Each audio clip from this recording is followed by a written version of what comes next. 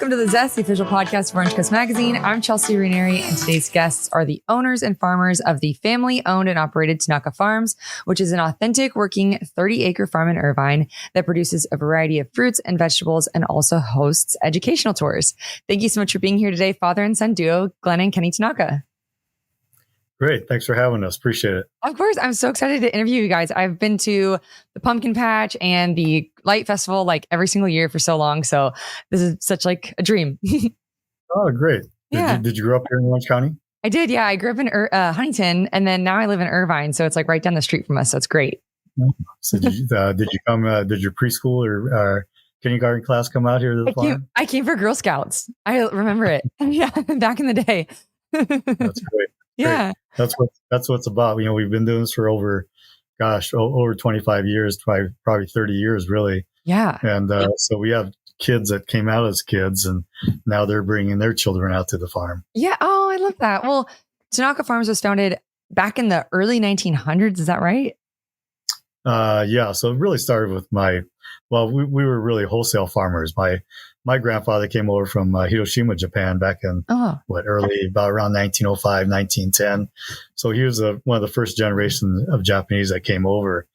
And like most of the Japanese that immigrated over, they came from the farm country, the poorer parts of Japan. Mm-hmm.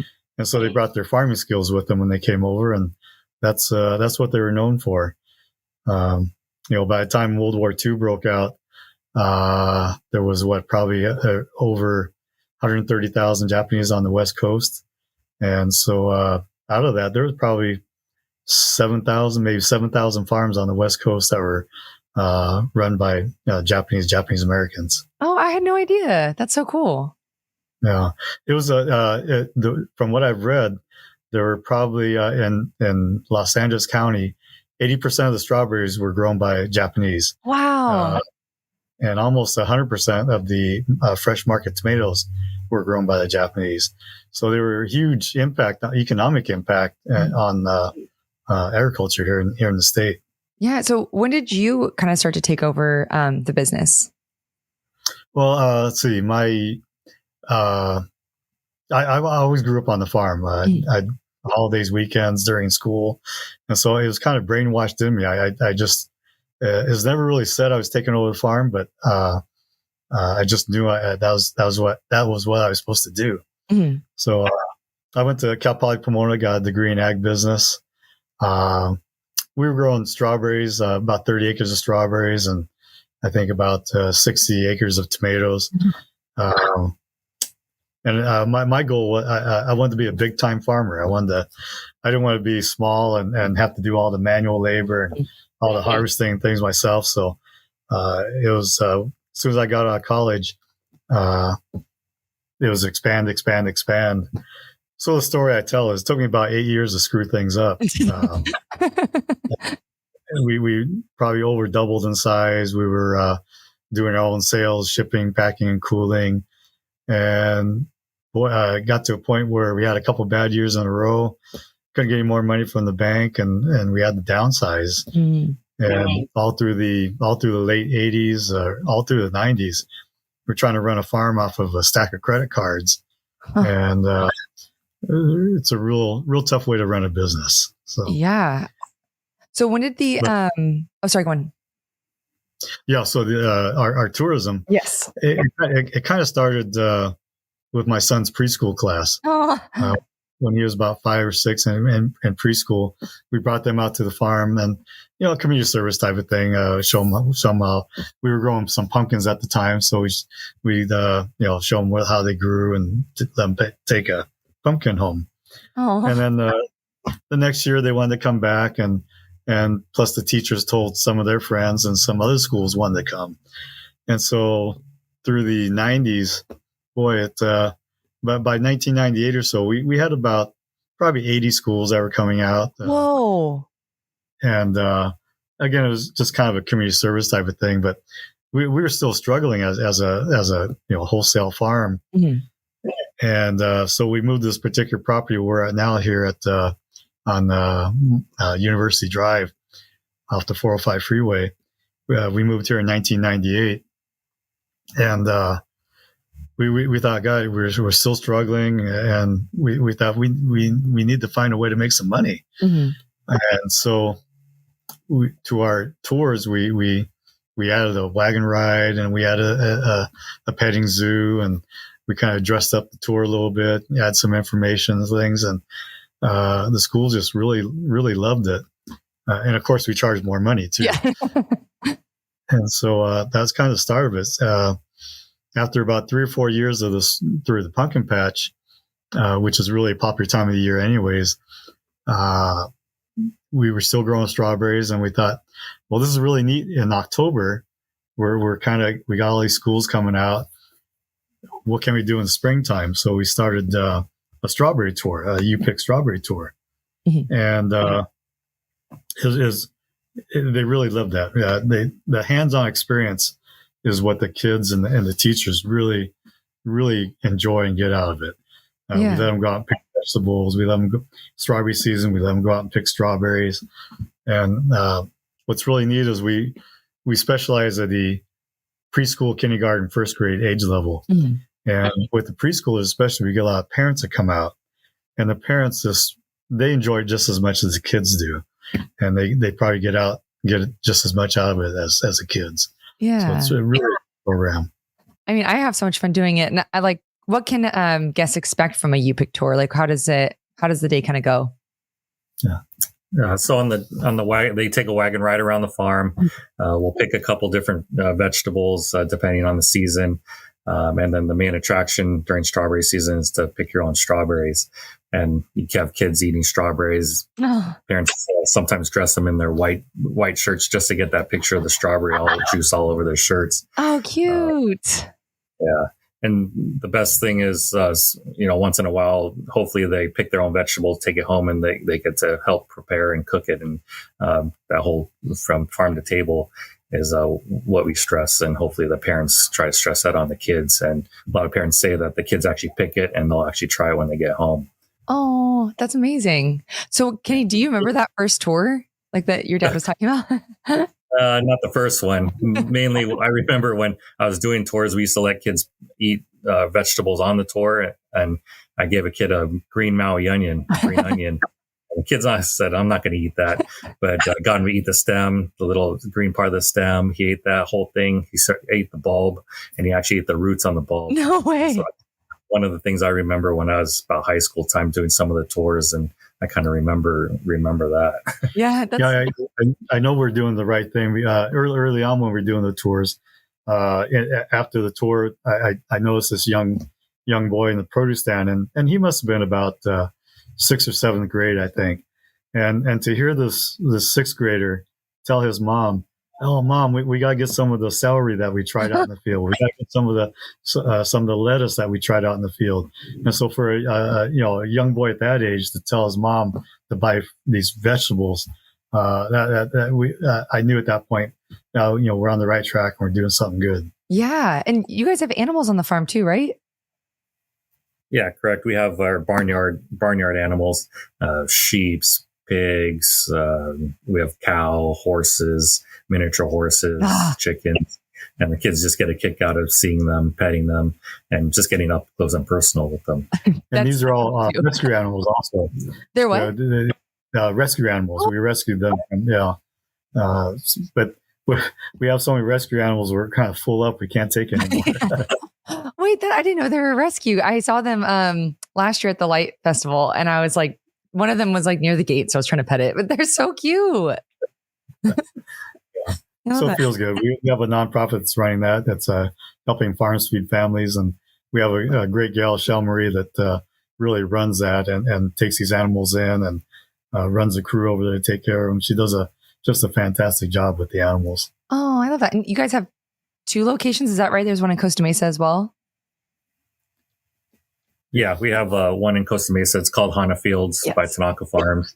So it's a little bit smaller in size, but we have animals there. We have the chickens, rabbits, goats, sheep, cows. So yeah, a little bit of everything. Oh. And we grow mostly we grew it for sunflowers. I've seen that. It in this day and age, the Instagram moment and the photography it's really kind of a neat thing. In Japanese, hana, it means flower. And so that's why we named it Hana Field. Oh, I didn't realize that. That's so nice. I love driving by when all the sunflowers are blooming. It's so pretty. But so I read that Tanaka Farms is the only remaining family-run farm in Irvine that hosts educational and U-Pick tours. So what do you think that your farm has done right to be able to keep this going versus the other farms? Well, we're probably one of the few farms. There's Sanrio Farms down the street. He's starting to do a little bit of the U-Pick strawberries. But yeah, we're probably the only family farm that does actual farm tours and does a whole boat like that. There are in Orange County. There's Centennial Farms that has a great program over there. They have about 100,000 students that come through there every year. Down in San Juan Capistrano is the Ecology Center. Mm. They have a great 30-acre farm down there. The difference with them is, they're nonprofits. They kind of work on a little different schedule. Oh. The Centennial Farms at the fairgrounds, they don't charge at all for their students that come through there. And so really, we get probably 40, 50,000 students that come through our farm, and we charge, and we have to charge because we have to make it, have to make a living. But with the 100,000 students that go through the Centennial Farms, and I'm not sure how many students the Ecology Center gets as a nonprofit, but it just shows that there's a real thirst, there's a real desire to learn about agriculture, getting back to our roots and kind of get back to our agrarian roots, really. Yeah, my mom actually volunteers at Centennial Farm. She does some of the tours for the kids. She loves it. Yeah. That's a competition. But I read that you guys have had to be creative in your endeavors, which you've talked about a bit, and I love the unique things that you guys have, like that light up floor during the holidays. I was hopping all over that. What are some of the other examples of creative ideas that you guys have come up with? So throughout the year, we have our luncheons for Easter, Mother's Day, Father's Day. So we started about 4 or 5 years ago. Like you said, we have the light show. We do watermelon tours during the summertime. We do our strawberry tours during the springtime. And this year, we're trying to make our spring Easter festival bringing more of a draw with strawberry picking, a corn maze, maybe a flower maze, Easter egg hunts, that type of thing. Even with our barnyard, even with the animals, we do sheep shearing days, and to get demonstrations on how sheep are sheared. And one of the most popular is when we have our goats have babies. We have goat yoga. Oh, you do? Which is really crazy. I mean, I don't want to be in there. People are in there doing yoga with these little goats running over and kind of, they have to, I don't know how you say on the. I've done goat yoga. Fortunately, I was not a victim to that. But that was funny because when I did that, it was at another farm, but the woman had said that the baby goats were having stomach problems that day. And so she was like, if it's a problem for you, we will give you a new shirt. So I didn't get a new shirt, thank God. But that's so fun. I love that. But we everything we do, we try to make a farm experience, so something to deal with the farm. Even during when we have our festivals, we have games and things. We try to stay away from the real mainstream type of commercial games and things, and try to keep it on the farmy side. We don't get too commercialized. Yeah, and you guys have really good food too. That the last Christmas one, there's really good hot chocolate and desserts and stuff like that. Jim Gibbons and Randy Yamamoto, they take care of our grill over there, and they do a great job. Yeah. And especially during pumpkin season, you probably see how many people come through. We get the people through there pretty quickly, so it's really neat. Yeah, and the pumpkin launcher, that's one of my favorite parts of it. The kids are always trying to go, and I'm like, let me do one.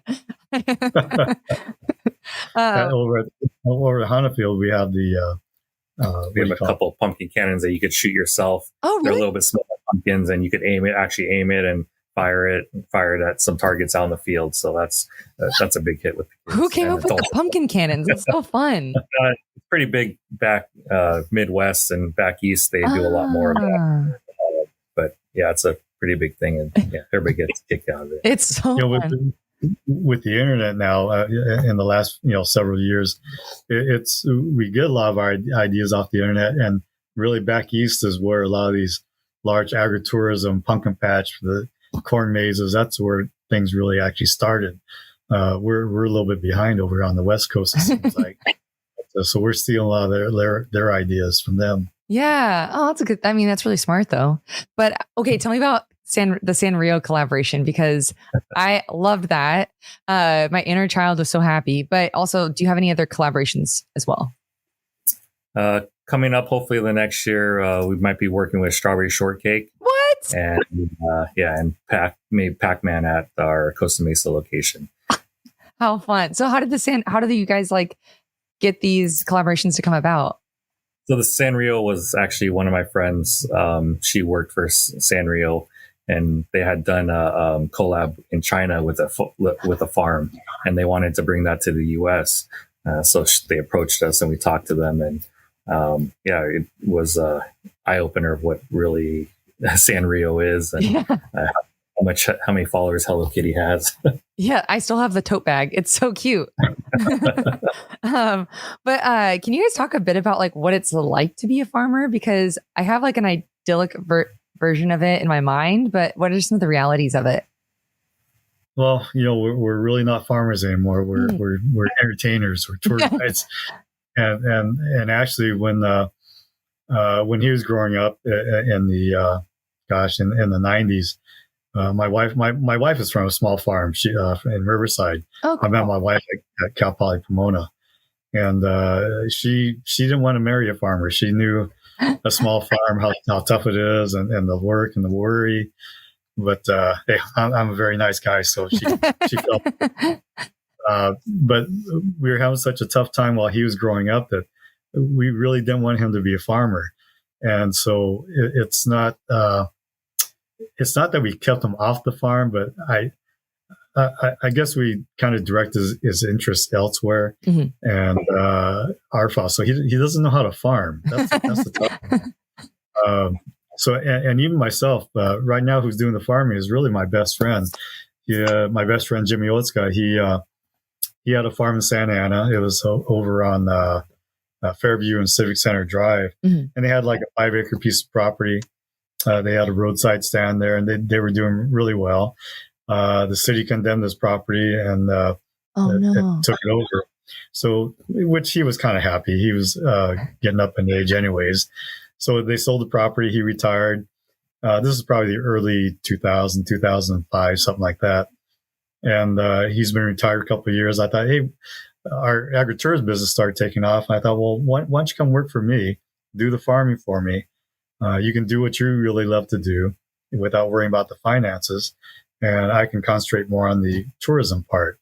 So he's been with us ever since, still here farming and letting us concentrate more on the agritourism. So what's tough about the farming part is, again, my son Kenny, he doesn't really know how to farm, so it's an educating process still going on right there. Do you like it so far, the learning how to farm? If it was farming, I probably wouldn't have gone into the business. But the tours is what really kept me around, the agritourism and basically the kids. Yeah, that's so fun. You gave me the tour the last time I was there, so I've seen you in action. Yeah. It's been a while. Well, so Tanaka Farms has a lot of sustainable elements such as water conservation. Can you talk a little bit about those? Yeah, everything we do on the farm is drip irrigation. So that's a plastic drip tube that goes right by the plant, and you get water right in the root zone, right where it needs it. So we don't have any runoff going off, and we also our strawberries are grown above ground in a semi-hydroponic state. And people think hydroponic, you think you're using a lot of water, but we're only watering. Maybe once a day for 10 or 15 minutes. And as opposed to in the soil where you're watering 4 or 5 hours, once or every other day. So we're conserving water there. We use all reclaimed water on the farm, which the Irvine Ranch Water District has some of the best reclaimed water in the country. They say it's clean enough you can drink. Wow. And so we're doing our part. The water is expensive, though. I mean, reclaiming the water is very, very expensive. Costs us just as much as potable water does. Huh. So we try to do very little sprinkler irrigation and no furrow irrigation at all. That's so interesting. That's cool that you guys do that. And then I also read that you have responsible farming methods. So what are those and why are they important? Well, we were organic certified for several years back in the early 2000s when we first moved here. But doing things with we do. One of the misconceptions about organic farming is people think you don't spray, but there are hundreds of pesticides you can use on an organic farm. The problem is, I equate it to like us using herbs to cure our ills. The herbs, they kind of work. The organic pesticides are natural occurring pesticides. They kind of work. Timing is very important. They kind of work. You have to use a lot of it, and it's very expensive. And sometimes it just doesn't work. It's kind of like us. Sometimes the herbs won't take care of us. And so we have to use a synthetic pesticide, maybe. And we'll use a synthetic pesticide if we have to save our crop. So when we say responsible farming methods, I think everybody, most farmers, just like most business owners and people in general, we want to do the thing. We don't want to waste money. We're not out to over abuse money. My grandkids come out to the farm. They eat produce right off the vine. So, I want the safest product possible. And we have, 40,000, 50,000 children come out to the farm. So we want to be safe. And so we're being responsible. I hate to say it's just a term we use, but I think it's it's an everyday mentality you have to have. And we think about what we do all the time and try to do what's best for our environment. Sometimes you have to do something that maybe, doesn't conform to organic rules, but right. you have to save the crop. Yeah. I've never thought, I've seen on certain things that organic may not be what you have in mind. So now that's interesting that you still have to use a pesticide. I never knew that. Yeah. And really organically too, you're allowed to use plastics in the field. Drip tape is allowed. The plastic mulch you see is allowed in organic farming. So, it's we want to try to do away with the plastics, but it's in our everyday life. I mean, just look at what we use in our household. Look around the house. Our phones, plastic. Everything in our car. What you wear in your pockets. It's everywhere. So true. It's such a hard habit to kick too. Except I've seen something where it's try not to buy anything plastic for a month. It's it's really hard to do that. Impossible. Yeah. Well, in 2023, you guys were honored with a community service award. So congratulations. But can you talk a bit about the charitable organizations that you work with? Because there's quite a few. There are several. There's OCO, which my son grew up in. It's really a youth sports organization, but it does much more than sports. It's community service, giving back to the community. There's Nova Vita Foundation. That's a local youth group that supports teaching young kids leadership. We work with Solutions for Urban Agriculture, which runs the what's over at the Great Park. I can't even think of it, but a local organization promoting ending hunger in Orange County. Oh. The Orange County Farm Bureau, we work with them. Max Love Project, a childhood cancer organization. We started with them from infancy. And one of the great things, I never thought of the farm as much more than really a farm. And I'm so used to it, but it's it come to find out it's a magical place. We have these children afflicted with childhood cancer that come out and they have a great time. And to see them get up and smile and run around is just a great feeling to have. Yeah. but we help them raise money, their fundraiser that they have. We work with many, since I'm Japanese, I work with many Japanese American organizations. And one of the things we really promote is the Japanese American history, farming history is so huge. I talked about my grandfather coming over from Japan in the early 1900s. And there was about, probably by 1940, when the war broke out, World War II, there were probably 140,000 Japanese Americans on the West Coast. Mm-hmm. And really, this is the Japanese American story, history, of which, every ethnic group has their history, has their story to tell. And this is the Japanese American story.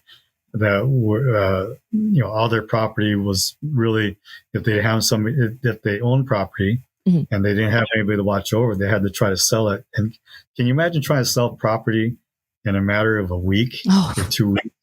And everybody's selling, so you're going to get pennies on the dollar. If you couldn't sell it, you're incarcerated, so you couldn't take care of your property, and you couldn't pay the taxes, so they would confiscate it. So it really, my father was fortunate because my mother was born in Utah. So she was born and raised in Utah. She was off the West Coast. So she wasn't, she didn't have to be incarcerated in the camp. My father was on the West Coast. They had friends in Utah. So, when World War II broke out in December, February of the following year, Executive Order 9066 came about, where they ordered all the Japanese off of the West Coast. There was a time period there where about a 3-week window where if you could get sponsored off the West Coast, you could go. So the way I understand, there was 5, maybe 10,000 Japanese Americans that voluntarily left the West Coast, which really, you're in the same situation. You can only take what you could carry with you. And if you had property, you had to find somebody to take care of it or sell it or abandon it. Wow. And so they were able to leave the West Coast. And at that 3-week period, it was said that too late. If you haven't left, you have to stay and be put in these concentration camps. So 120,000 Japanese Americans were put in the concentration camps, leaving the West Coast and leaving their homes and livelihoods behind. There were probably over 7,000 farms on the West Coast, 6,000 in California alone. And these farms, come to find out, were very important because without these farms, there's now going to be a food shortage. In LA County alone, the Japanese accounted for about 80% of the strawberry production. They're almost 100% of the fresh market tomato production. So the Japanese Americans were very instrumental and a very important part of the economy in California, the agricultural economy. Mm-hmm. So it's really tough. So anyways, this organization I'm involved with, we were collecting these stories. I'm the third generation. And so we're trying to collect stories from the first and second generation before they all pass away. Wow. And it's stories of the family, of where they farmed, get some photographs, and what happened to the property or what happened to them during the war. Out of these 6,000, 7,000 farms that were lost during the war, after the war, maybe I've heard several different percentages, but roughly maybe 20%, maybe 25% came back to farming. So we lost 75% of those farms. So it's really, really tough. Yeah. But that's the stories that we're collecting. We have these stories posted on our wall out here at the farm, and we have it on a website called walkthefarm.org. So if you're interested in seeing those, some of the stories, visit that. Wow. What's really neat is we have these stories up on the wall posted. And so with all these educators that come through, these 300, 600 schools where they come through every year, it's really neat to see the educators stop and look, and even they don't know about this because we don't. Now there's in our history books, there's maybe a paragraph that talks about it, but it's one of the few events in American history, U.S. history, where the United States apologized for an act that they did. Oh, I didn't know that. Yeah, so I think it was in 1980 something, there was a redress, and they actually apologized. Ronald Reagan apologized for what happened at that time. Wow. Wow. Well, thank you so much for sharing that. That's such important information. And so I love that you guys have it on your walls as well. But is there anything coming up in 2025 that you guys would like to shout out for our listeners to keep an eye out for? Probably 2025 would be our strawberry season should be a lot better at Hana Field. We are starting to grow strawberries, so we will do strawberry tours there. Have a big vegetable patch. We'll have a corn maze, flower maze over there. Here at university, we have our 6 acres of strawberries, so we'll do a lot of pick strawberry tours, pick vegetables, and we'll have a corn maze over here. And during the springtime, we'll have Easter egg hunt. We'll have different games and activities for the kids. But hopefully, the unique thing is doing an Easter egg hunt in a real field and in our corn maze. Yeah, it's really we're always doing something different here because all the seasons change. We always have a different crop that we're featuring and picking. So you can come here multiple times during the year and hopefully see something new all the time. We do farm to table events and you just got to check our website. You got to come out and see what we do. What I'm really proud of is like for Irvine, if you always look for top things to do in Irvine, we're always on the top 10 things to do. And what I'm really proud of is most of the other things you see on there is they're nonprofit things and museums and that kind of thing. And we're right there in there with them, and it's really. Means we have something important to contribute to the community. So definitely makes us feel really good about that. Oh, well, we're coming to the end of our time, but before I let you go, I have 3 final questions for you that we call the Thoughtful 3. So I can give if you guys want to each answer them or trade off. But the first one is, how do you define success, and has that changed over the course of your career? Well, I guess I'm the longest in the career. I guess I should. When I give my tours and when I talk to people, I think I stress a little bit too much of being profitable, but you have to be. Mm-hmm. And I think I started that from early on in my career, more of a goal of expanding this and that, and really profitability was always at the bottom of the list because farming is difficult enough as it is. Yeah. The turner profit is really, really difficult. And so I think that was probably one of my goals, because if you can't turn a profit, you can't stay in business. And if you can't stay in business, you're not educating anybody, or you're not being able to do any of the good things for the community. So I hate to say it, but I think turning your profit is really a kind of a gauge for success. But what really changed my gauge is the impact we have on the community. Going from a wholesale farm where we really don't see the end result because we're shipping out produce across the country. But here, we're so involved with the community that we see the end result. We see them as they're eating the produce right there in the field. We see families coming back year after year. And now the students that came as students now have children of their own and bringing their children. So success to me now is that community, the good words from the community, I guess, are my gauge for success. Definitely. And then what's the best advice that you've received that has shaped the way that you work as a farmer? So I guess just best advice for your career. The best advice I've ever received. I can't say I've really received any advice. I think it was more watching, listening. When I first started farming, all of my friends came from my dad's friends, because my dad's friends were all farmers. And we go to the coffee shop and we'd sit every morning. And I was fortunate they let me, come under their wing.